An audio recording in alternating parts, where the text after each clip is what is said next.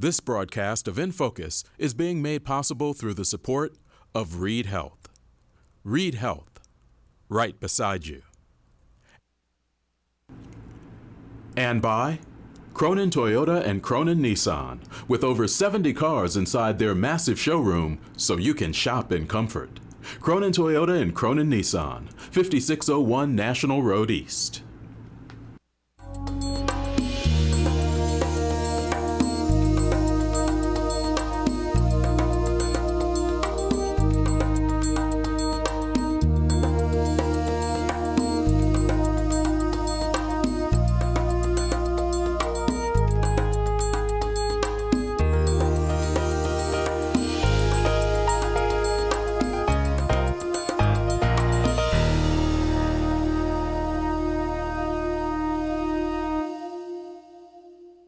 Hi, welcome to In Focus on WCTV Channel 11. I'm Lauralee Hites and I'm guest hosting for Eric, and I'm very, very excited about today's segment. We're going to be talking to people and organizations that do good things in our community. So what does it take to do good? Can you do good things in our community? How do we get involved? It's all about everyone in Wayne County getting involved and loving where we live. So I want to welcome our two guests. I have Brett Roland here and I have Jen, help me with your last name again. Roggero. Perfect. So tell me a little bit about you, how long have you been here, what you do, and then we'll talk a little bit about INConcert. I've been here all my life. Centerville graduate. Oh yeah? Married. Basically 5 kids. 7 grandkids. I own a construction company, and a big part of my life has been INConcert. Yeah, and investing in the community, Brett, let's be honest, you do a lot. Don't underestimate the amount that you do, because you do a lot of community involvement and volunteer work, and so we're going to talk a lot about that with INConcert. I do. I think it's very important to be a part of the community, not only for my business, but my personal life, and yeah, I'm proud to be a resident of Richmond. Yeah, good. All right, Jen, tell me a little bit about yourself. Well, I grew up in Richmond, lived away for 29 years, and came back in 2006. I'm a realtor with eXp Realty, and I've been involved in INConcert for 3 years now. It's 3 years. All right. So if somebody's watching the show and they've never heard of INConcert, what is INConcert? Jen, you want to take that? Well, INConcert combines entertainment with nonprofits, basically. And we have 16 nonprofits that are participating this year. Wow, 16. That's fantastic. So when you say participating, what does that mean? Well, there's a lot of moving parts to INConcert, but basically what we do is we put on events. We partner with Rick Parker, 4-4 Blues Club, or New Boswell's, depending on the event. The nonprofits have the opportunity to sell tickets to the events. They keep that money. It doesn't even come through INConcert. They also get sponsors, and it's a win-win for everybody. Yeah, that's the great point, is that it's a win-win for everybody. It is. We need to discuss the sponsorships that we get. All the nonprofits basically get their own sponsors, and those sponsors pay for all of our entertainment. And then what's left at the end of the year, we probably don't spend all of it. They divide that up at the end of the year based on how many sponsors they picked up and how many ticket sales they have. So where did this whole idea come from? So to me, it's like this collective initiative to help the nonprofits, and they get to help themselves through the ticket sales. But like, where did this whole idea of INConcert come from? It started in 2006. And wow. Rick Parker had this brilliant idea, is what I call it. It's totally brilliant, that he wanted to help the community. Plus, with the venue that he had, he was trying to figure out a way to bring entertainment to Richmond. So with that said, he brought in 4 or 5 local nonprofits, and that's where it started. And to this day, we still have 4 of the 5. So that's saying a lot. Wow. For being, 13 years old and still having 4 of the 5 same nonprofits. But he basically got it to where they sold tickets, and he came up with a few sponsors. And I think at that day they had 4 or 5 events, and we're up to between 8 and 10 events every year now. When you say events, like what type of events? What are the things that INConcert's doing? We've had comedians, and these are basically nationally known comedians. We've had several bands, and we're trying to get into what they call the look-alike bands right now. So I think that's okay. Yeah, so we had Cover bands? Cover bands. We had AC/DC, Yeah. a tribute band, and we had a ZZ Top tribute band. These bands are just fantastic. And we've had magic shows. We've had dinner parties. We've had a variety of stuff. Some are inside, some are outside. We started a Depot Fest a few years ago that came out really good, and we're having our third annual this year on September the 15th, 14th. New Year's Eve, we do New Year's Eve party every year, and that's a huge event as well. Yeah, a Mardi Gras party, which makes you feel like you're in New Orleans. It's one of our best events, actually. It is. I think it's been sold out several years in a row. Every actually. year it's been sold out. Yeah, And people are, we could probably scalp tickets if we wanted to. So That is so fantastic. So I just want to ask from a personal level, like why do you want to be part of INConcert? It's just a great way to get involved in the community, and we impact the community through 16 nonprofits. That's a huge impact. So I develop relationships with all those nonprofits. We have 65 sponsors 65 sponsors. and 9 Wow. in-kind sponsors. Wow. So it's just a wonderful way to interact with the community and have an impact. It makes you feel good, right? To have such a huge impact. It makes you feel good. Yes. yeah, Why do you do it? I basically started with being on the entertainment committee and thought I would go to these meetings. They had them like once every other week, and I really just went there for the beer, to be honest. Yeah. And then, I think that is perfectly fine. We need to give the upsell. So when I volunteer, Yeah. I also got to get beer. There's Yeah. nothing wrong with that, Brett. Yeah, so it was a very relaxed kind of atmosphere to go over INConcert. But the more and more I saw what they were doing, I got more and more involved. And quite honestly, it's to know that you've reached out to 14, 16, this year we're up to 14, 15, 16 nonprofits. And they come and go, but it's a really good feeling. And the best feeling that I get is at the end of the year, in January, is when we give them their checks for a whole year's worth of work. Right. They get incremental income, though, through their ticket sales Ticket during sales. the year. They get to keep all the ticket sales that they sell throughout the year. And at the year, what we have is a banquet, and we give out the money basically from the kitty, what's ever left over. And we had checks last year ranging around $20,000 that we Are gave out. you serious? Yeah. Wow. And to let those people get up there and tell you what they're going to use their money Right. for. And, I've seen people up there crying, saying this is their biggest fundraiser of anything they do out throughout the whole year. That and is I think amazing. every one of those nonprofits would say that. So let's talk about the impact. So can you think of some of the best projects that they've been able to do based on their relationship with INConcert? Does anything come to mind? A few years back, we had the Centerville Playground Group. Oh yeah. They just want to do a one-time thing to be able to build their playground in Centerville. They came on board, and it was about halfway through the season. And they ended up raising about $10,000 in 6 months to be able to do that playground.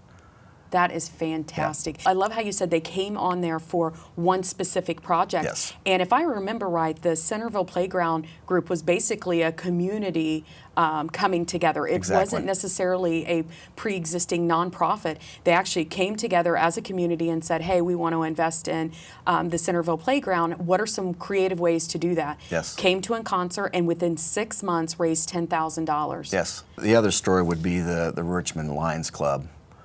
They used to have the home show. Yep. And they did it for years. We've all been to the home show. We've got our yardsticks and all that. And they came to us, and it's been, I think, 6 or 7 years now. They came to us, and within the first year, they raised more money than the home show ever had. That is amazing. And unfortunately, they dropped the home show because of that. But, if they can raise $10,000, $12,000 a year, it just made good sense. Yeah.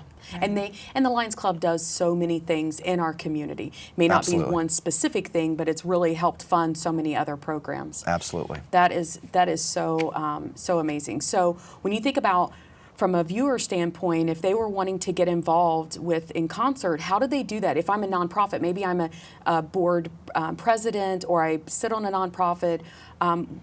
First, let's tackle the nonprofit side. Are you taking more nonprofits if this is something they're interested in doing? We will not turn down a nonprofit. So if somebody would like to be a part of INConcert, they need to contact either me or Jen, and we'd be glad to meet with them at their board and explain to them what the dynamics are of INConcert and how we can get them involved, what's their part of it. And we would basically, right now, if somebody come to us, we would probably start them in 2020. Wow. So we'd like to have them do a whole year, unless it's like the Centerville Play Group that looking says, for something yeah, specific. We got something specific, and we think I think we have 4 events left that they could sell a lot of tickets in those 4 events. Right. When you think about from a nonprofit perspective, there's some commitment on their part. It's not just wait until the end of the year and get my check in January. So what's some of the commitment on their part to really make this happen? Does it require their board engagement or their donors that are their active followers? Tell me a little bit about just what commitment they should expect if they're going to be part of INConcert. We do a meeting every month. We hold a nonprofit meeting. They come to the meeting. It's held at Boswell's. Rick Parker treats everybody to lunch. And what I try to do is make them successful in concert. We have talking points for reaching out to sponsors. Oh, wow. We also talk about how to get your board engaged and how to sell tickets and ideas for making that more successful. We had a meeting where we went through all the whole process of setting up an Eventbrite so they can sell tickets online. To automate that process right. for them. That's fantastic. INConcert provides marketing to all our nonprofits. We use social media. We co-host all the nonprofits on each event, so they automatically get that exposure right away.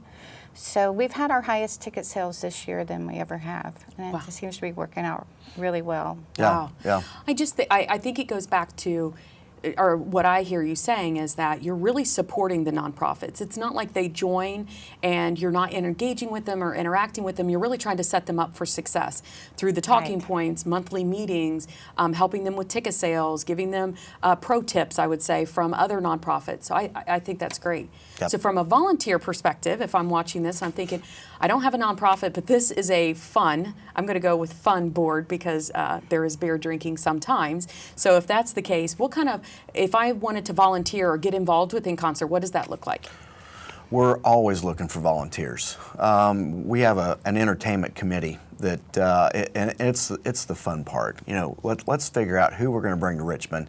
Who can we bring that the community is going to be a part of? I mean, is it a comedian? Is it a particular act of some sort?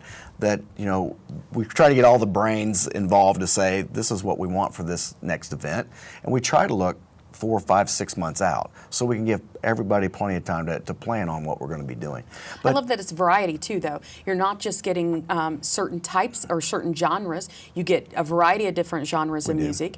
You also get comedians, so if music's not my thing, maybe a comedian is. And even that, you get a variety. I remember you had TJ Rivers.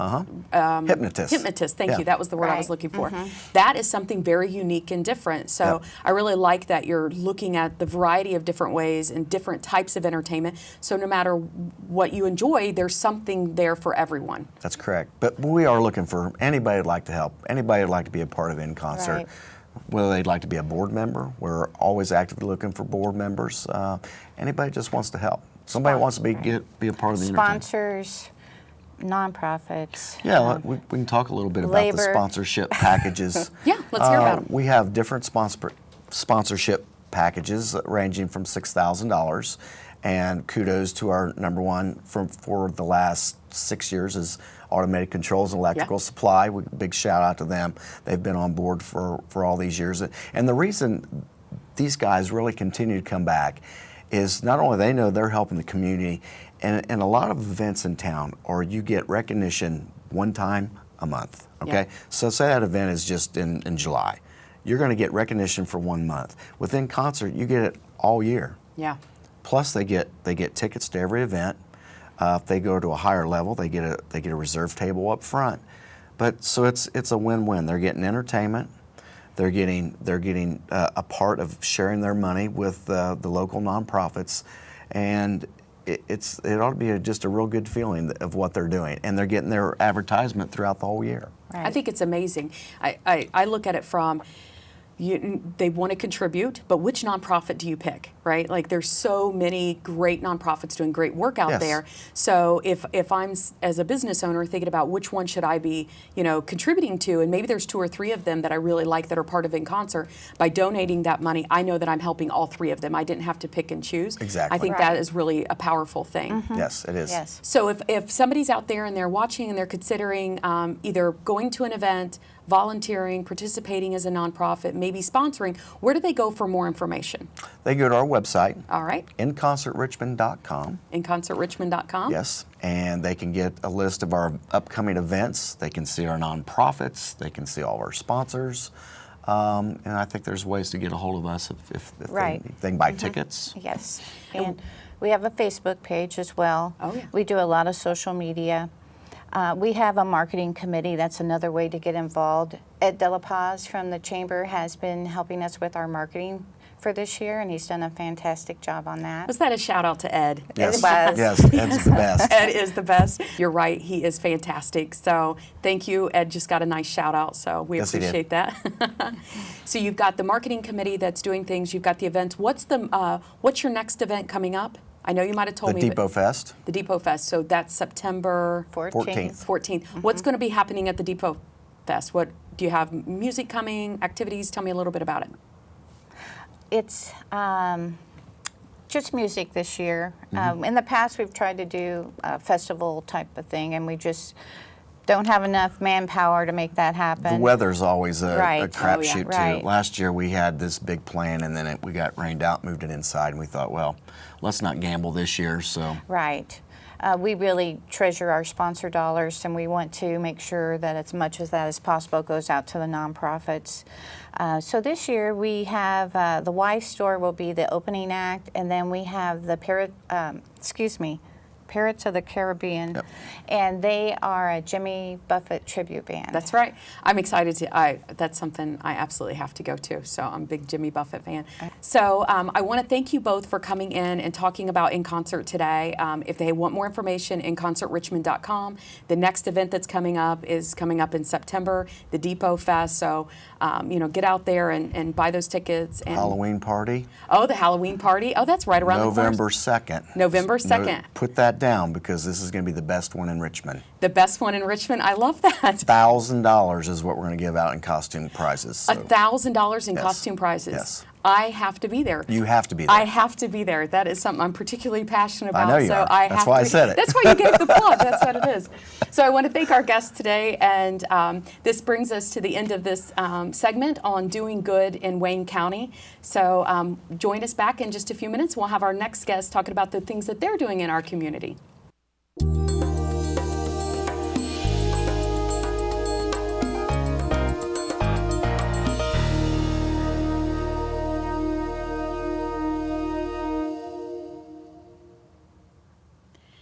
Welcome back to In Focus on WGTV Channel 11. I'm Lauralee Hites. I'm filling in as host for Eric Marsh. We are continuing this segment talking about doing good in our community. So what are the organizations and the communities out there, or the community members out there doing great things in our community? And I couldn't wait to have Kevin on, Kevin Schamel from StartEdUp. Is something I'm particularly passionate about, so I'm thrilled that he's here today, and we're going to be talking to him. So I want to welcome you, Kevin, you. to In Focus. Yeah, thanks for having me. All right, so tell me a little bit about you. Well, I've actually been a teacher at Richmond Community Schools since 2006, so I've been a big part of that particular community, and really in the last 2 or 3 years, I've really been sparked by this sense that there's something more that we can be doing for students, things we can do both inside of school, but also outside. So that's what's kind of led me in my path to intersect with the StartEdUp Foundation. Nice. So you are currently still a teacher, though. Correct. So this is something that I love that you spearheaded. You're super excited about it. So tell everyone what is StartEdUp, and you hear me always slow down when I say it because I want to rush through it and be like StartEdUp Foundation, but there's specific emphasis on ed, and I want to make sure that we give that the time that it deserves. So tell us a little bit about it. Sure. Well, the foundation itself was founded by a teacher from Noblesville named Don Wettrick. This is local, yes, to Indiana. It is, yes. Fantastic. So Don has been a teacher at Noblesville for a number of years, and some of the things that he's noticing out in the kind of the economic landscape, he was kind of getting this feeling that we're not mirroring that skill set in what we're doubling down on in schools. So he actually started interviewing industry leaders, thought leaders, and spent about a year doing a podcast interviewing the likes of Gary Vaynerchuk, Seth Godin, Tom Bilyeu, and a host of other people. Really? And one of the questions he was asking is, what do our schools need to start doing differently to better prepare our students for the workforce?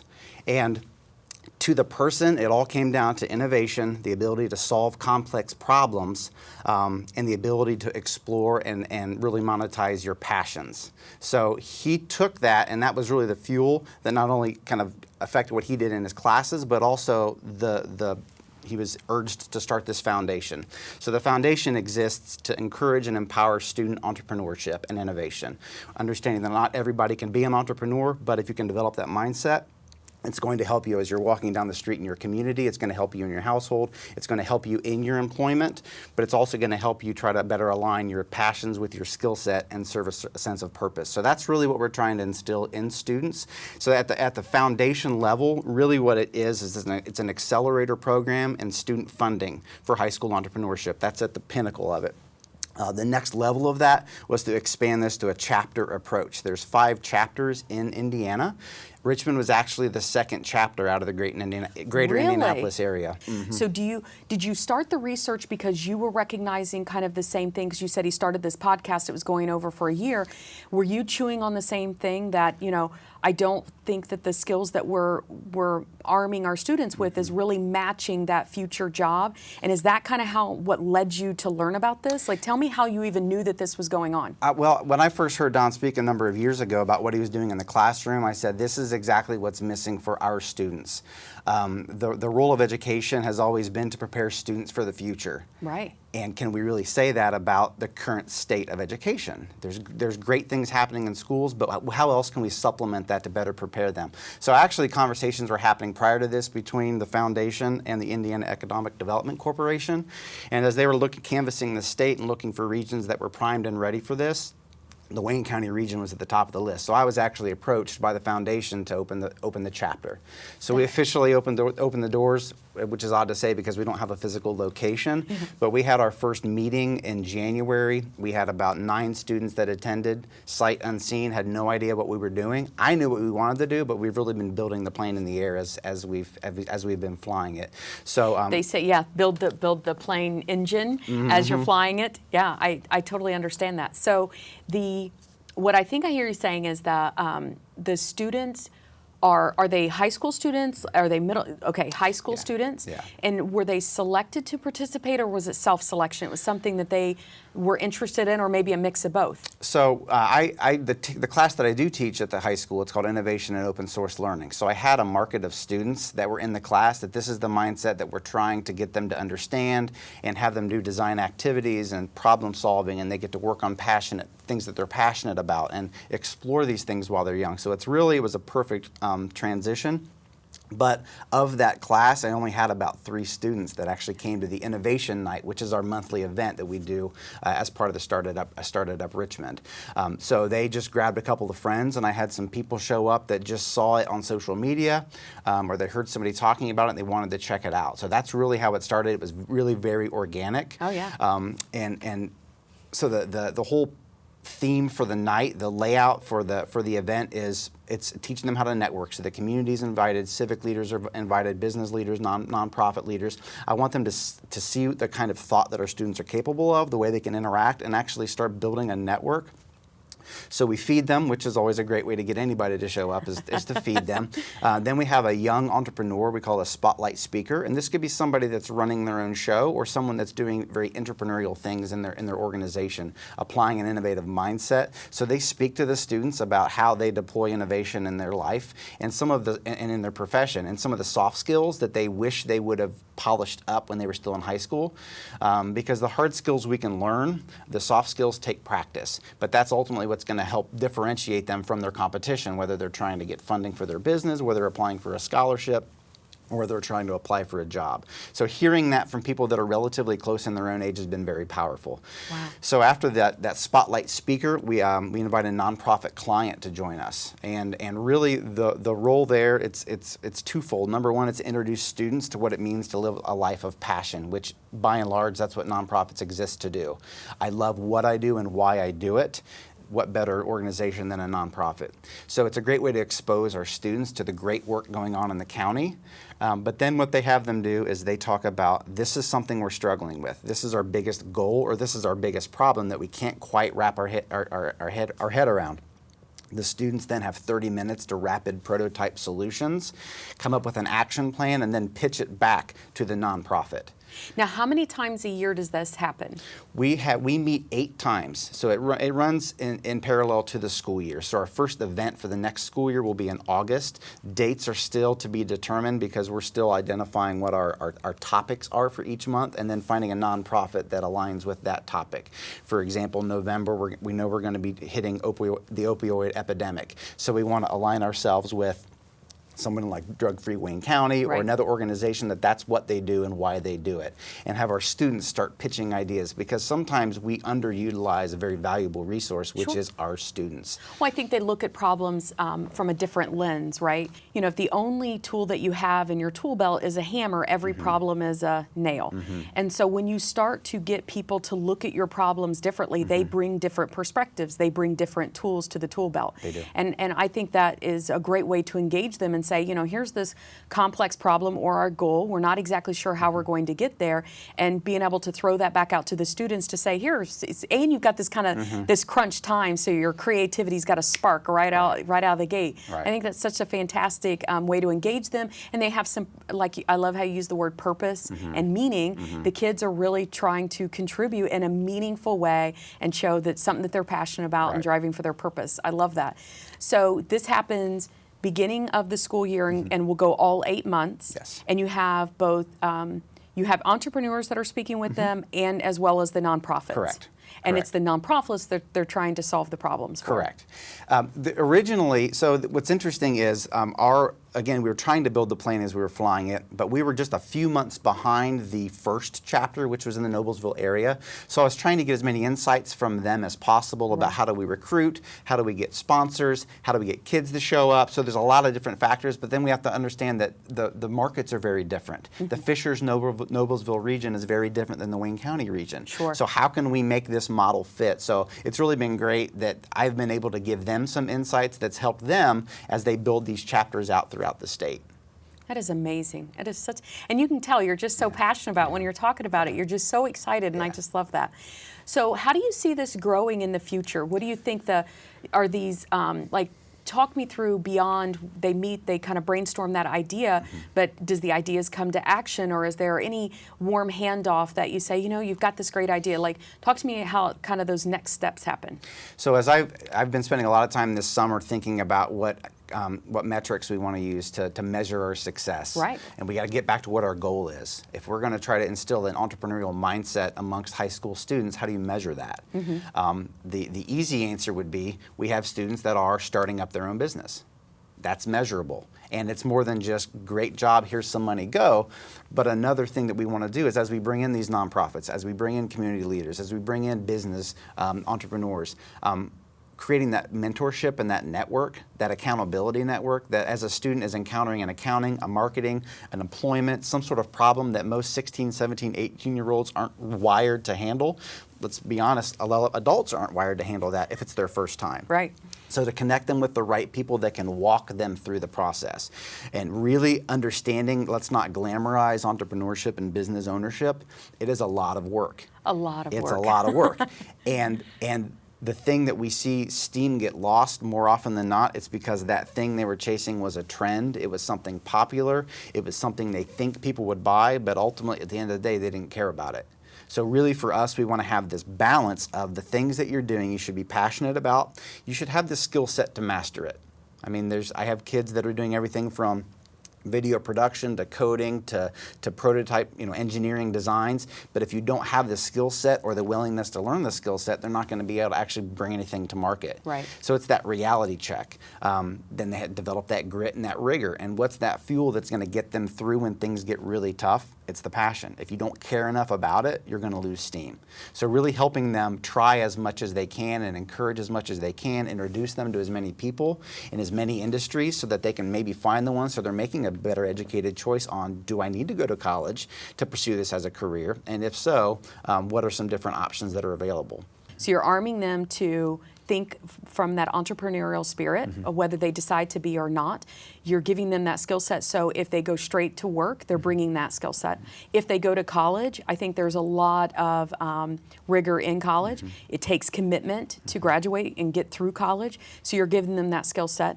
Or if it's something, maybe I'm going for a certificate or a trade school, or maybe it's only a 2-year. So to me, it's like you're building the path, and it doesn't matter which way they end up going. Go out and immediately open a business, or go on to a 4-year more traditional, or maybe go to a trade school or something else.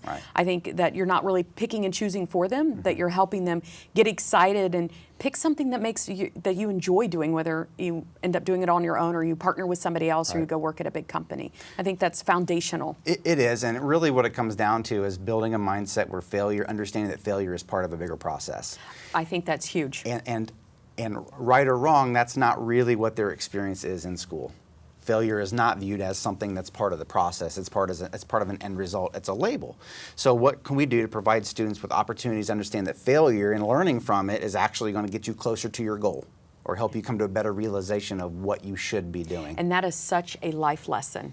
It's hard to let your child fail. It's not an easy thing to do from a parent's side, right? We still want them to always be successful, but there's such positive learning from letting them fail, and something didn't go exactly the way they wanted, and whatever those consequences are, and how do I learn from that, and take that as a building block to the next thing.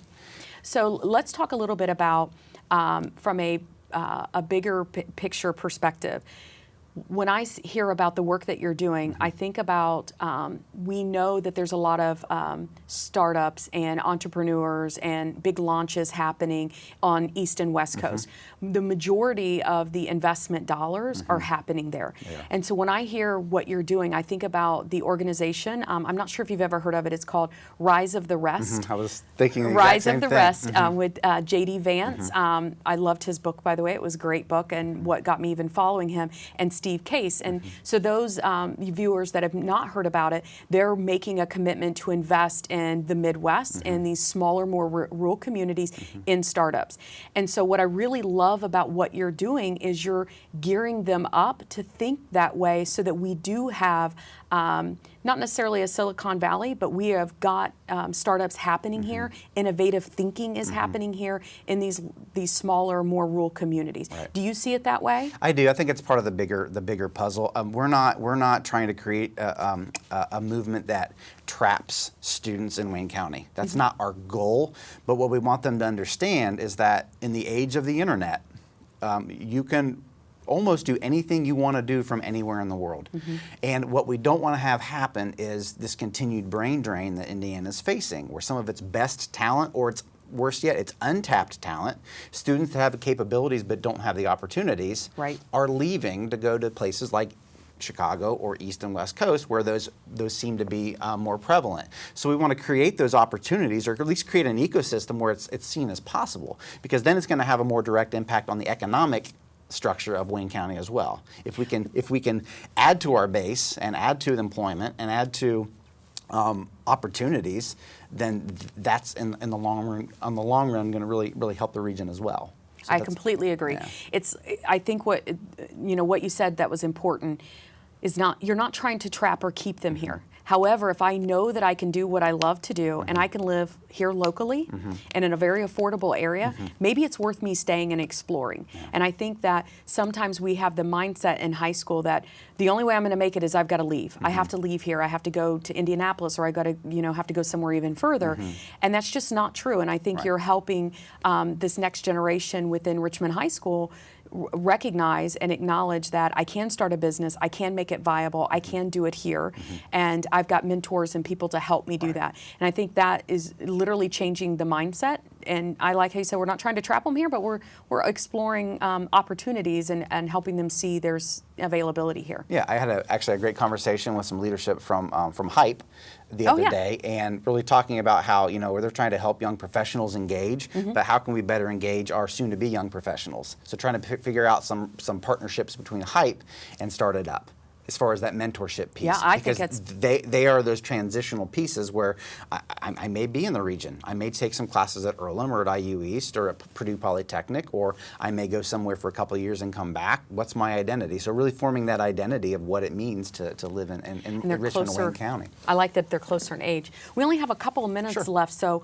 if somebody's watching this show and they're saying, you know what, I want to get involved and maybe I own a business and I want to talk about that, is that an opportunity for them? Yeah, there's really three ways that we like to talk about how people can get involved. It's the 3 M's of any organization: media, mentor, and money. So the media piece, this is things like this, opportunities to get the word out. So if you're an organization that believes in the mission of what we're trying to do, certainly sharing things on social media as we put it out there, or just talking about us at a board meeting, or talking about, or somehow highlighting the work that we're doing. That's that media piece. The mentor side, if you're a business owner or someone within an organization would like to partner up with a student that has a particular career interest or a skill set, or maybe even more on the non-career side, but more on just the personal growth side, we're always looking for ways to create those. And we had a couple really strong mentorships naturally evolve last year, just in the short 5 to 6 months that we were holding the program. Then the third piece is the money. We are not I heard in the previous interview that talking about that sometimes if you're sponsored for a month and you're highlighted for a month and then you move on. This is much more than that. So the things that we're looking for is to cover our operational expenses of our monthly meetings, which is going to be food, promotional items, door prizes, all the things that we can do to incentivize and reward and encourage people to come. But one thing we didn't talk about is twice a year we hold student pitch competitions. So it is purely for high school students within the region that have a viable business idea. They come and they pitch it to a qualified panel. We had some students from Earlham, their business program, join us this spring, and they judged our first student pitch competition. Our goal this year is to be able to award each winner of those pitch competitions $500 of seed funding to actually put their idea into place. But it's more than just the money. It's now you're in an accelerator program. We're going to connect you with mentors. We're going to connect you with the people that can help you along your path to actually bring your product or service to reality. So that's the money piece. That is so fantastic. Well, Kevin, we are out of time, and you and I could keep talking about this forever. I'm super passionate about it as well. So I want to thank you, Kevin. If people are looking for more information, they can go to StartEdUp Richmond. So if you can go to startedupfoundation.org. That's the foundation's website. It talks about the foundation level and the work that's being done at the chapters. But to connect with us specifically, we're on Twitter, StartEdUp Richmond, and we're on Instagram, StartEdUp Richmond as well. Perfect. So we try to keep active there. It's been a little bit dark this summer because I haven't had my kids putting content out. But then you can also reach out to me at Schamel, KSCHAMEL at startedupfoundation.org. And again, this is for all Wayne County students. I didn't hit that early on, but that's another goal for this year is to incorporate as many other schools in the region as well. So we've already had some great conversations with leadership there. Perfect. So thank you. I want to thank Kevin, and we're going to take a short break. We're going to bring somebody else in that's going to talk about what they're doing, great things in our community. So stay tuned.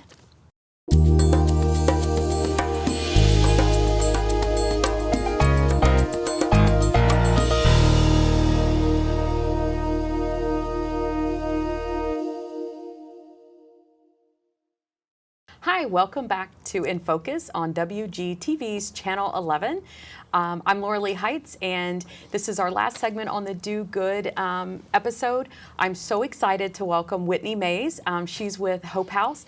I had an opportunity to work with them and learn about their organization and all the great things they're doing in the community, but especially what Whitney's doing. So I invited her to come in and talk about the good things she's doing in the community. So I want to welcome you, Thank Whitney. you. So Thank you. So tell us a little bit about yourself. Well, I've been at Hope House for almost 20 years now. I started when 20 years. Yeah, started when they first opened. We started out with just a small group of men, and then the problem wasn't that big. It was mostly alcoholics in their mid-40s, and now, 2019, the ages is much younger.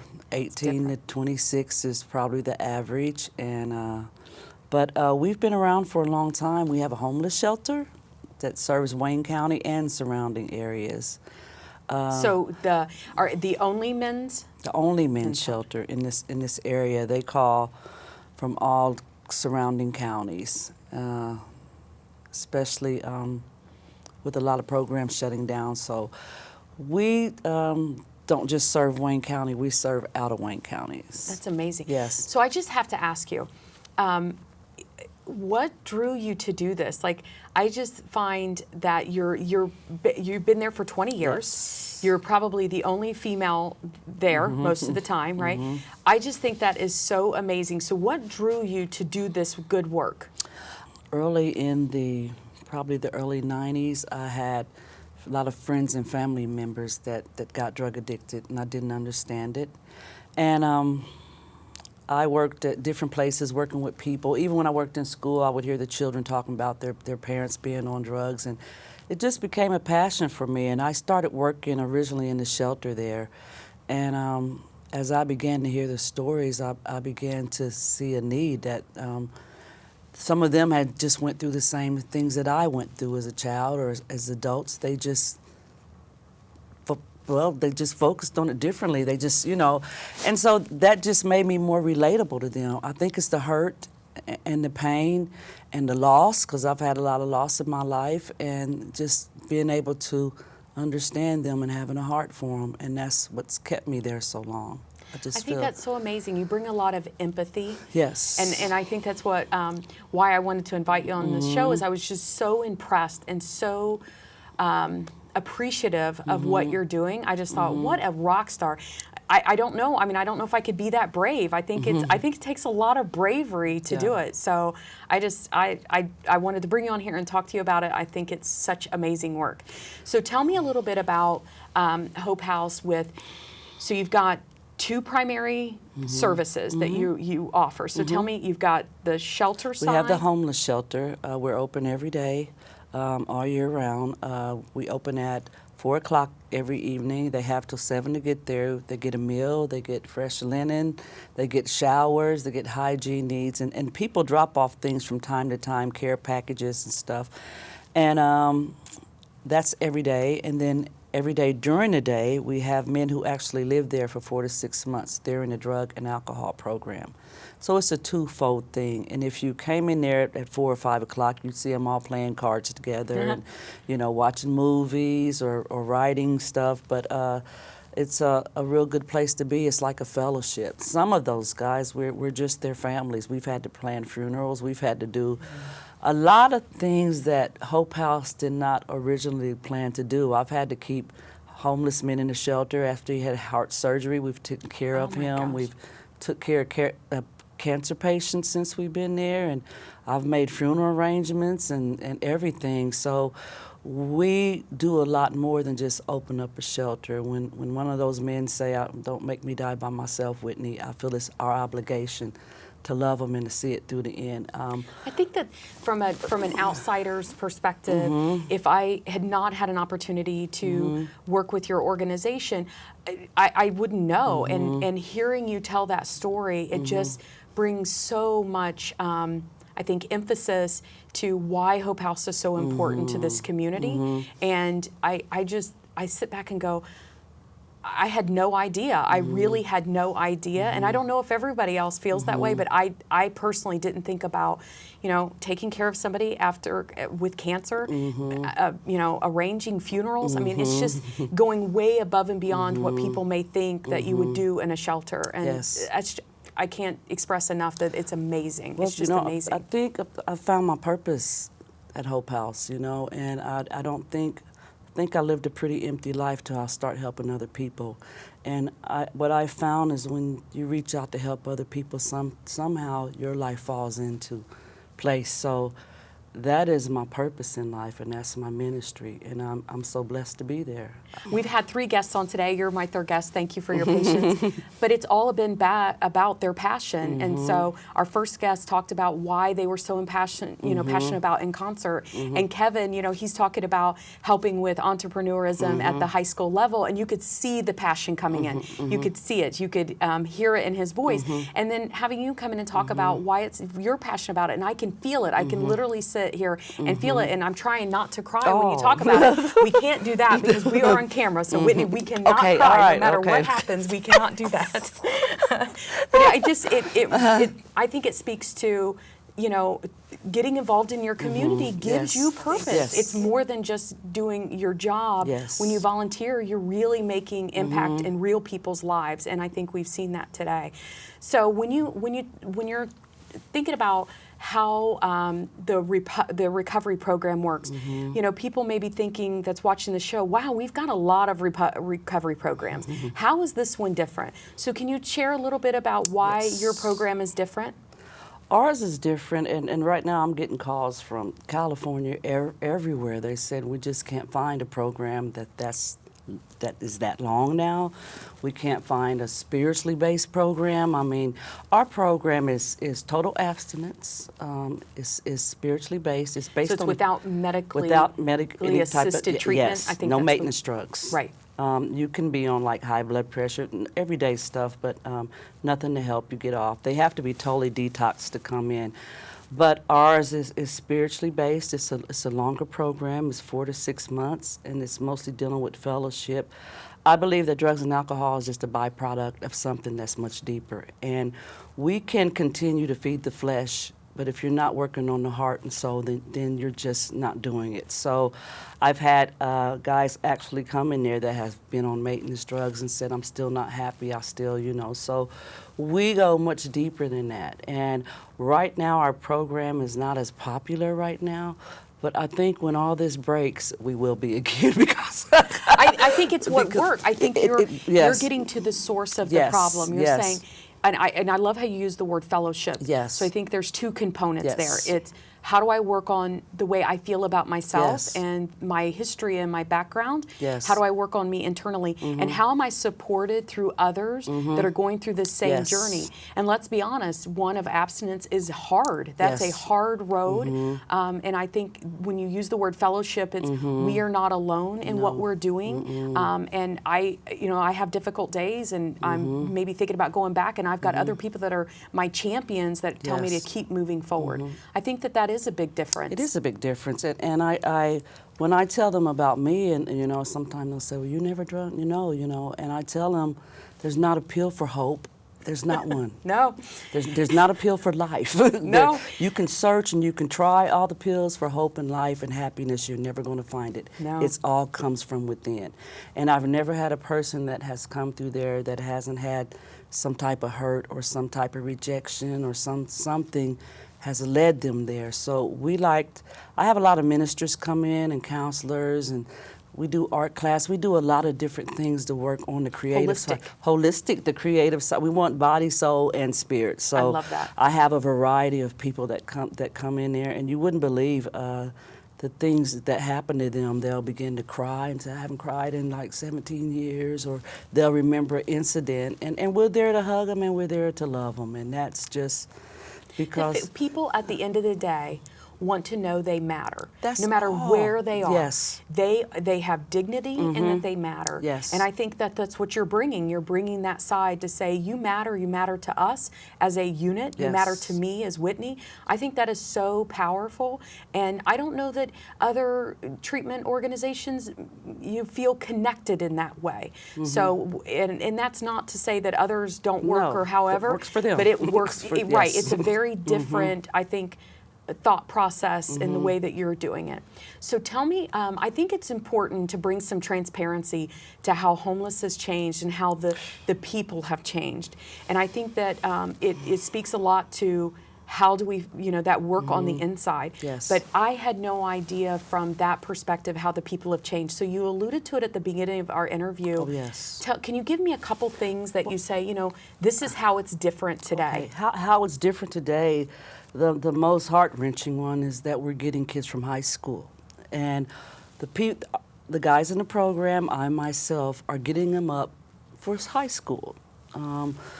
I think You are putting kids into school. They are coming to a homeless shelter, and you're helping them get to school. Get up and get to school. We help with homework. We go in the clothing room and get them dressed for school or help cut their hair.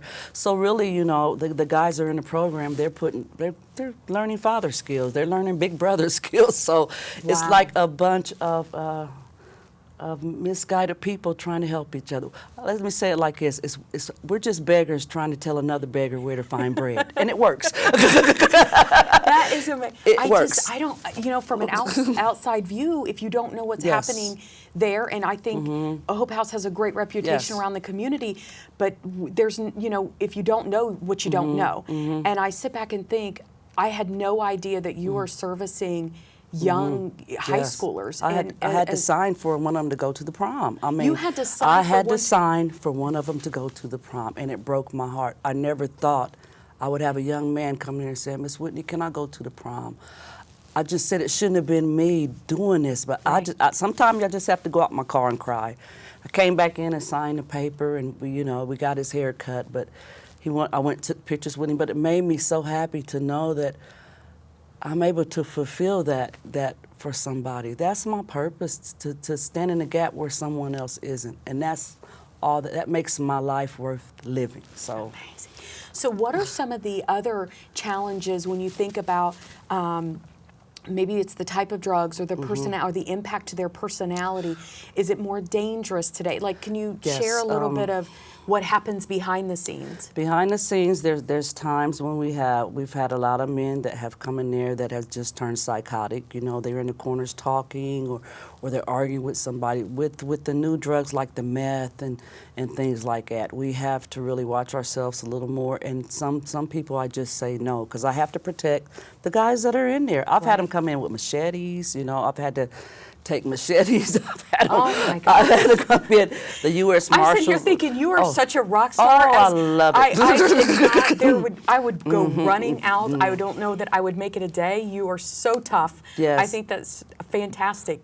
So their mental capacity has changed, and you think it's, could it be that influence of the type of drugs that they're on? It's the influence of the type of drugs that they're on, and a total hopelessness. They'll say, I said, you can't stay here because right now I need to stay here. And sometime we'll have to call the police, but it's never that much, and they just take them to the hospital. But I do understand that I can't help everybody. Yeah. So, and that's the hard part, when you see them come in there and there's nothing that you can really do for them. But Reed Hospital's been very gracious. I can call them anytime, and then what do? We'll send them out here, so we have a good partnership because they'll send them to me, and they know the type of men that I can't take, and there's times when they'll take them off my hands. The police department, Wayne County Sheriff's, they all work together to help us, and that's why we've been there so long. I have zero tolerance, so that's another thing. If you cuss somebody out, if you threaten anybody, even if they cuss, sometime I make them write 1,000 times. I will. I put them in timeout. I'll just. There are some things that are not going to be tolerated. Yes. And I love that you're no cussing allowed. Yes. We live in I feel like a culture today where it's very accepted, and so I love that you're kind of taking a step back and saying not going to happen here. So for people that are watching, and I might be thinking, is there success stories? Do you know, how do you know that what you're doing is making a positive impact on our community? Does anybody come to mind that you've worked with that you're really particularly proud of, that said, you know, this person came here and they left and they're a better, more productive person? We have a pastor here. I'm not going to say who, but he came through the program years ago, and now he's pastoring a church here. Really? We have, I think, 2 in Hamilton and 1 in Indianapolis, and I think 1 in Dayton, Ohio. They're all pastoring by getting this came through Hope House, yes. And became pastors. Yes, and it surprises me because I would wonder, I wonder if he's still alive. It'll be 8 or 9 years, and they'll come back and say, Miss Whitney, I've been pastoring in Hamilton for 6 years, and I've been thinking about you. I have one that runs a tool and die company now. Really? In Muncie. It's a multi-million-dollar business. He came through the program in 2004. He comes back and just tells me thank you for what we did for him. And it gives the others hope. Yeah, and they have an yes. opportunity to see that Yes. that person running a tool and die company or a pastor, they were where I am now at some point Yes. in their life. They made it through Yes. using this program, being part of Hope House, and look at their success today. They'll pull up in their nice cars with their business cards, and they'll be like, "There's a businessman down here," and they'll say, "No, I was a crackhead just like you 8 years ago." You know, so Wow. I love it when they come back. It just warms my heart, and they say, "We never forgot you," you know, because that's really what makes it worth it. Got my family back. I see pictures of their kids and their grandkids that I knew when they was little, and plus we have a place called Rhema Bible College in Broken Arrow, Oklahoma, where I've sent 3 of our young heroin addicts to. Wow, And, another partnership. Another partnership clear in Oklahoma. One became a pastor, one just got employed, and one of them's doing, but they've all been drug-free and heroin-free for like 2 or 3 years. So what if somebody wanted to get involved and help Hope House, what are some ways, what kind of help do you need? Well, we can always use volunteers. We have different people come in and they volunteer. They help serve food, or they help with linen, or help with the clothing room. We can take volunteers. Of course, money's always nice, but we always like to have different teachers, different classes. I've even discussed with some men that I've went to talk to in different groups about being mentors to our men. Because some of our men have never had fathers in their life, so they don't know. You don't know what you don't know. They don't know how to be fathers. Yeah. They don't know how to be men. I raised 2 children by myself, and I realized I can't raise a man. There's some things that I just cannot do, as independent as I wanted to be, but I had to humble myself. And I even apologized to my guys. I wish I could have, but they said you did the best you can. But a lot of those men in there do not have father figures. So I think that's why I'm so important to them, because they've told me you've been a mother and a father, and I haven't meant to be that way, but I would love to see more men come out and even just try to mentor. You would be surprised what a hamburger and a pop will do, or a bowling alley, just to reinforce the male role model in their lives again, because all the role models they've got high with, or they've brought drugs from.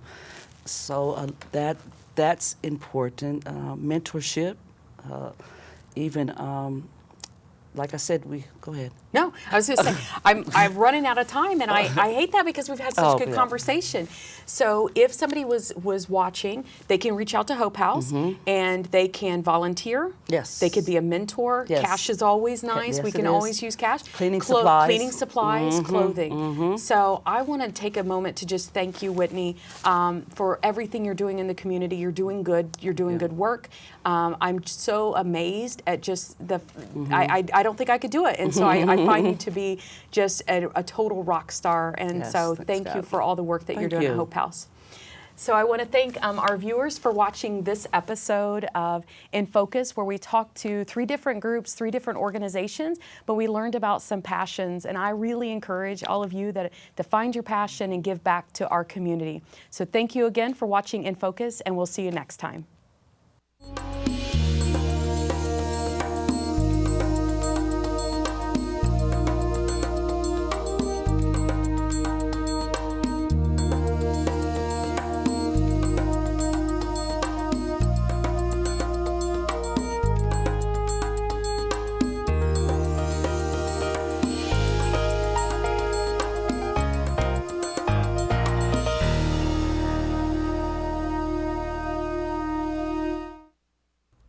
This broadcast of In Focus is being made possible through the support of Reed Health. Reed Health, right beside you.